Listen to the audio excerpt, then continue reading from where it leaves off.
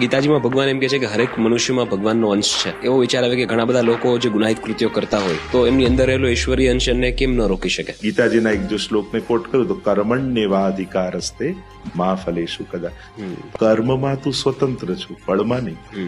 કર્મની સ્વતંત્રતા ભગવાન કઈ રીતે આપે છે? જોવાની શક્તિ હું, શું જોવું એ તારે નક્કી કરવા. જે જોયું પછી પાછું ફળમાં તું પરાધીન.